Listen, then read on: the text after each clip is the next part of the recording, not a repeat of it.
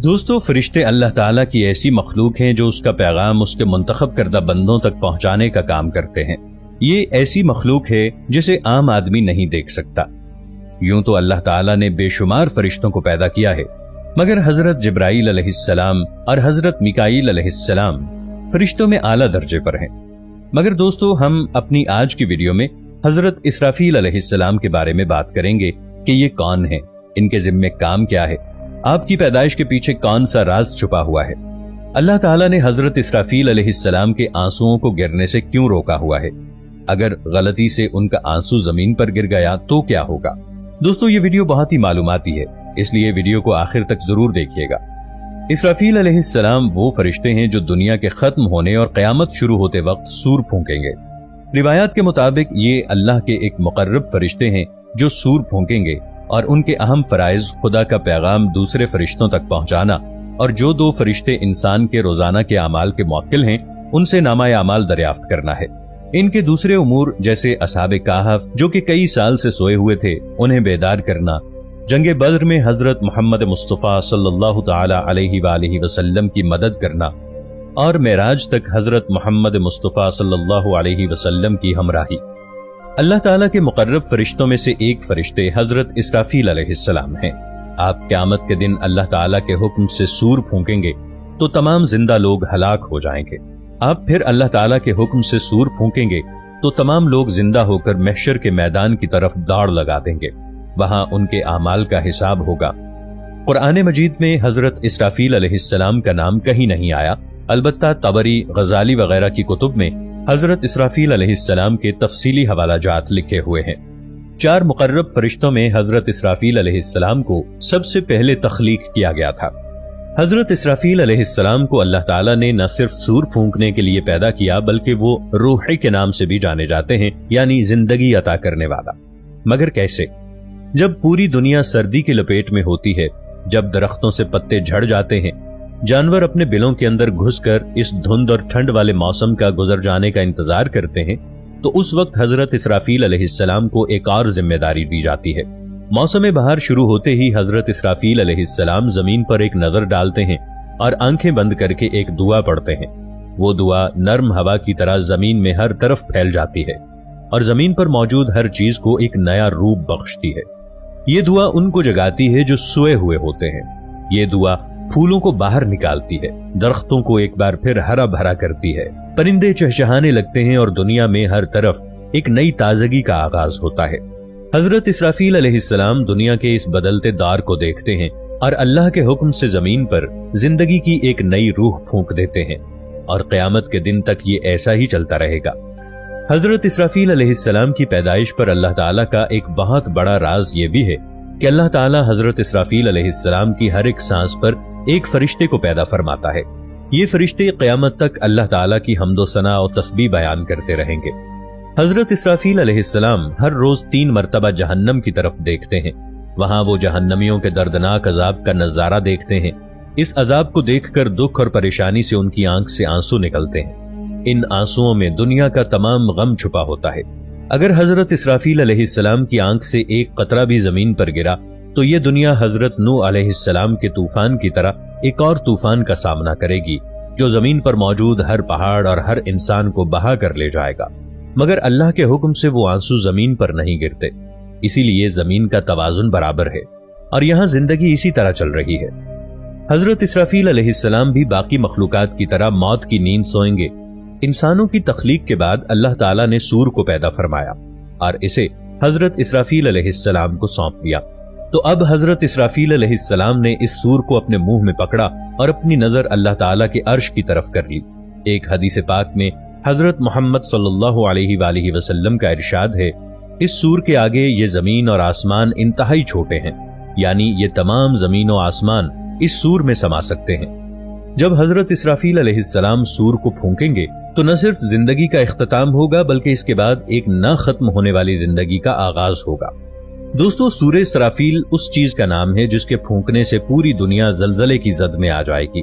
हजरत इसराफील अलैहिस्सलाम के सूर फूंकने से ऐसा जलजला आएगा कि दूध पिलाने वाली माएं अपने बच्चों को दूध पिलाते हुए छोड़ देंगी, हामिला औरतों का हमल गिर जाएगा और हर तरफ चीखों पुकार का आलम होगा।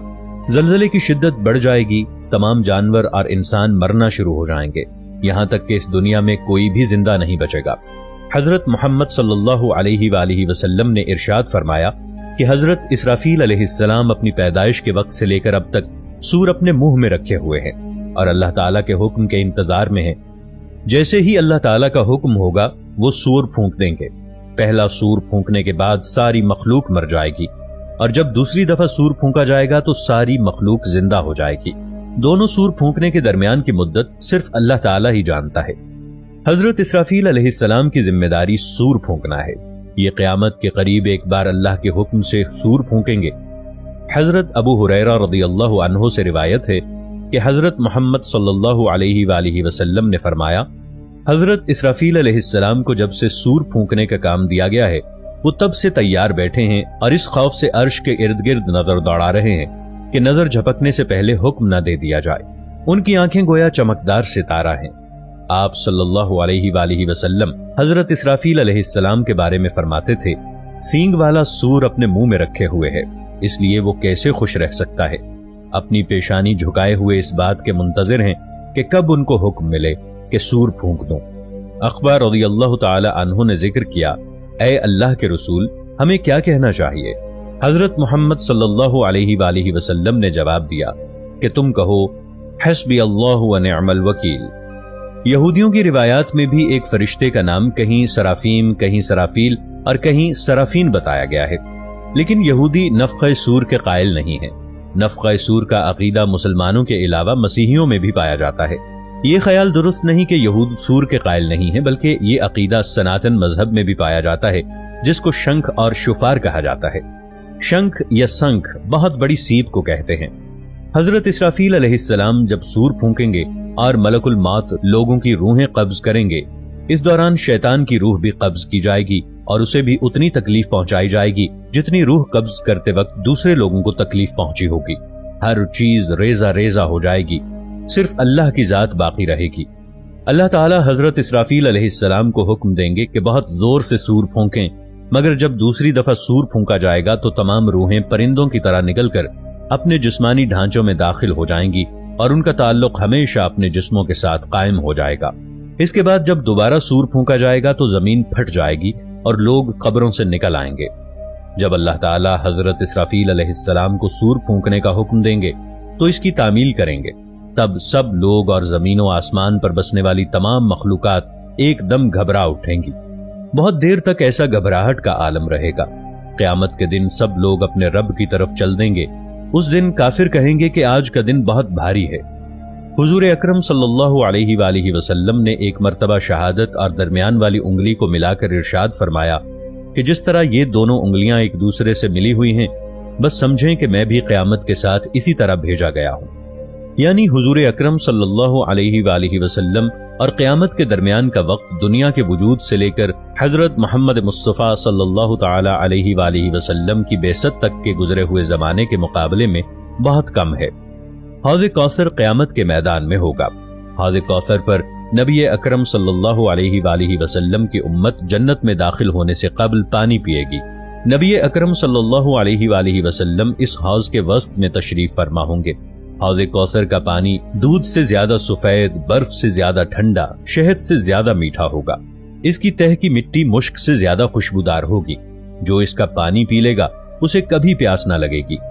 قیامت کے دن گرمی اپنے شباب پر ہوگی اور ہر آدمی کو بمشکل 2 قدم رکھنے کے لیے جگہ ملے گی، مگر اس سخت پریشانی کے وقت بھی 7 قسم کے افراد ہیں جنہیں اللہ تعالیٰ اپنے رحمت کے سائے میں جگہ عطا فرمائے گا، اور اس دن اس کے سائے کے سوا کوئی سایہ نہ ہوگا۔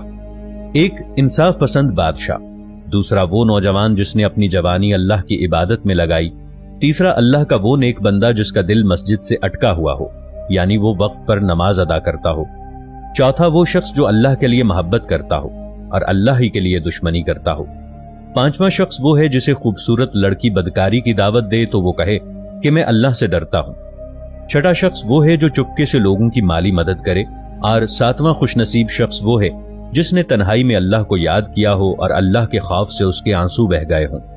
احادیث میں مذکور ہے کہ میدان حشر میں طویل مدت تک بھوکے پیاسے، شدید گرمی اور بدبودار پسینے میں شرابور لوگ تنگ آ کر انبیاء کرام علیہم السلام کی خدمت میں حاضر ہوں گے کہ وہ اللہ تعالیٰ سے حساب کتاب شروع کرنے کی سفارش کریں۔ تمام انبیاء کرام علیہم السلام سفارش کرنے سے انکار فرما دیں گے۔ آخر میں لوگ سید الانبیاء افضل البشر حضرت محمد مصطفیٰ صلی اللہ تعالی علیہ وآلہ وسلم کے پاس حاضر ہوں گے۔ چنانچہ آپ صلی اللہ علیہ وآلہ وسلم حساب کتاب شروع کرنے کی اللہ تعالیٰ سے سفارش فرمائیں گے۔ اسی کو شفاعت کبریٰ کہا جاتا ہے۔ اس کے بعد اللہ تعالیٰ کی عدالت قائم ہوگی۔ انسان کے ہاتھ، پاؤں اور دیگر اعضاء خود انسان کے اعمال کو بیان کریں گے، جیسا کہ اللہ تعالیٰ نے متعدد مرتبہ قرآن پاک میں ذکر فرمایا ہے۔ اللہ تعالیٰ ہم سب کو بغیر حساب کتاب کے جنت الفردوس میں بلند مقام عطا فرمائے، آمین۔